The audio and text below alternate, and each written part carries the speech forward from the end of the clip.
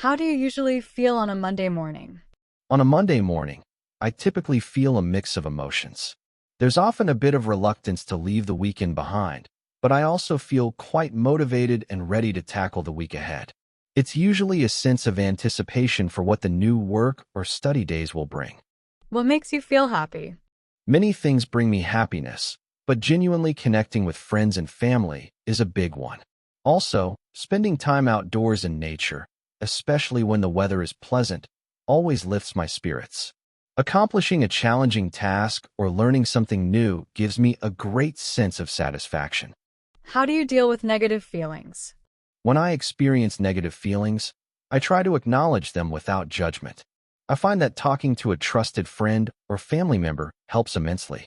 Sometimes, going for a walk or listening to music can also be very effective in shifting my mood and gaining a bit of perspective. Do you think it's important to express your feelings? Yes, I believe it's very important to express your feelings. Holding them in can lead to stress and misunderstanding.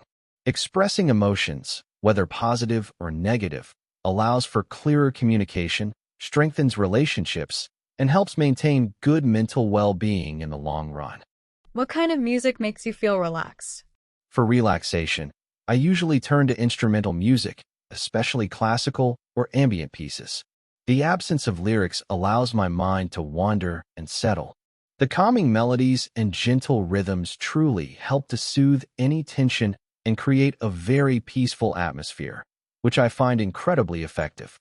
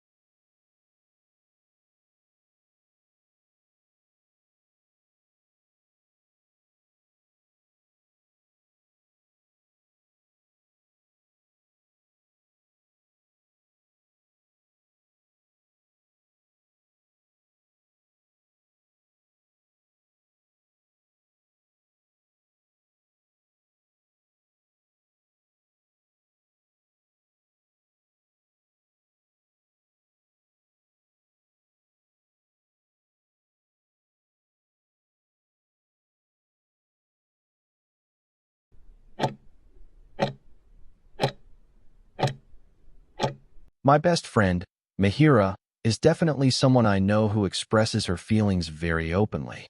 She's a vibrant and energetic individual, always full of life, and what strikes me most about her is her complete lack of filter when it comes to her emotions. Whether she's overjoyed, frustrated, or even a little sad, you can always tell exactly what she's feeling. I've known Mihiraa since our university days, which feels like a lifetime ago now. We met during our first week, both navigating the new environment, and we quickly bonded over a shared sense of humor and similar interests. Our friendship blossomed rapidly, and over the years, we've shared countless experiences, both highs and lows.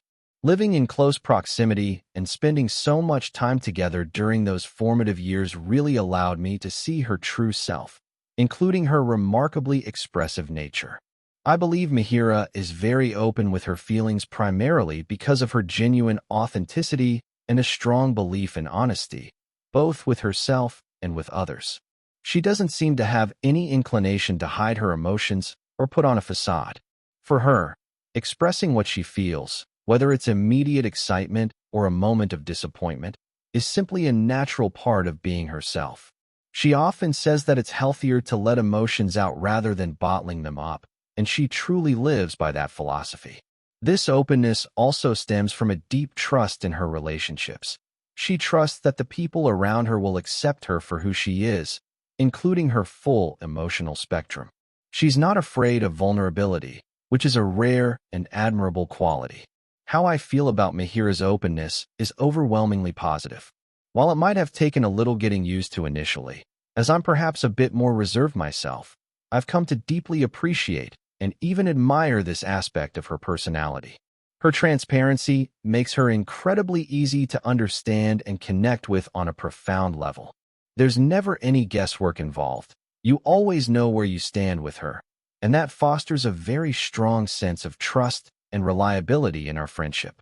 Her ability to show her true self encourages me to be more open as well, creating a space where genuine emotions are welcomed and validated.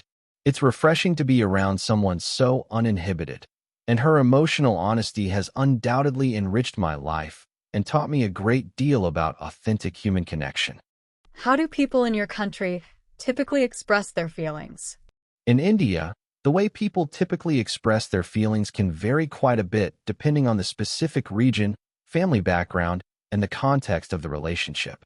Generally, there's a strong emphasis on community and family, which often means emotions, especially positive ones like joy or excitement, are expressed quite openly in group settings, often through laughter, celebrations, and animated conversations. Public displays of affection might be more reserved, particularly between men and women, but within families, warmth and care are deeply shown through actions and close physical proximity. Negative emotions, while acknowledged, are sometimes managed with a greater sense of stoicism or discussed within closer, trusted circles to avoid causing disruption.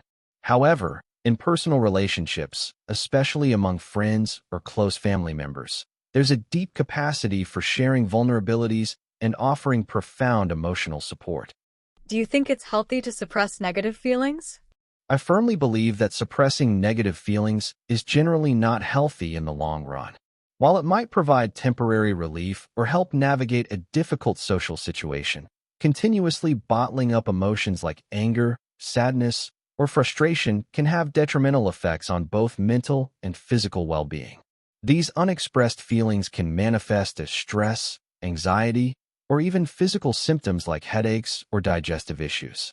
Furthermore, suppressing negative emotions can hinder genuine communication and prevent individuals from addressing the root causes of their distress. It can also create a barrier in relationships, as true connection often requires a degree of vulnerability and authenticity. Learning to acknowledge and process these feelings, perhaps by talking to a trusted person, journaling, or engaging in healthy coping mechanisms, is a much more constructive approach for emotional health. How do feelings influence decision-making? Feelings significantly influence decision-making, often more profoundly than pure logic. While we might strive for rational choices, our emotional state can subtly, or sometimes overtly, steer us in certain directions.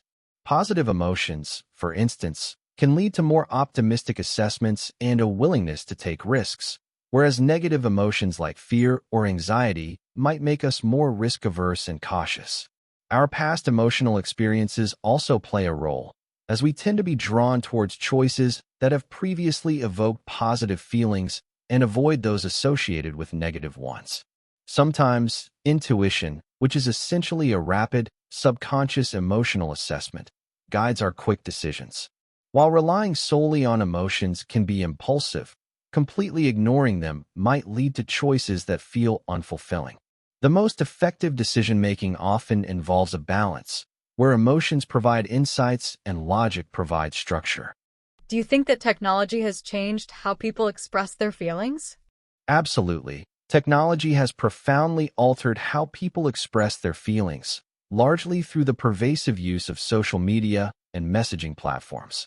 In some ways, it has made expression more immediate and widespread. For instance, emojis and reaction buttons allow for quick, nonverbal emotional responses, and sharing personal updates can instantly convey joy or sadness to a broad audience.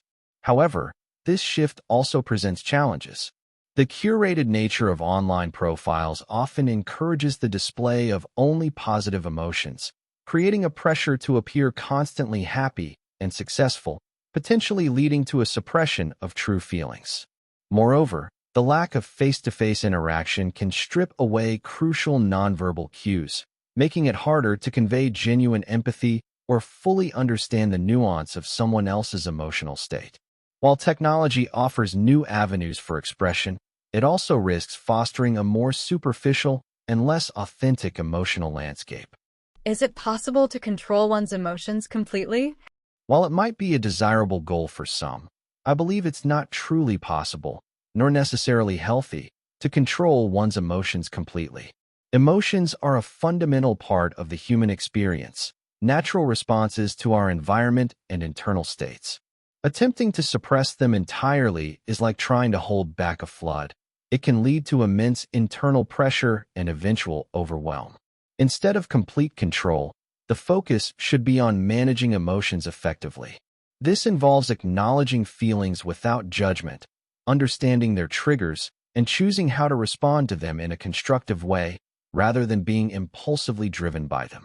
Learning techniques like mindfulness, emotional regulation strategies, or simply taking a moment to process before reacting can help individuals navigate their emotional landscape more skillfully, leading to greater well-being without denying the natural flow of feelings.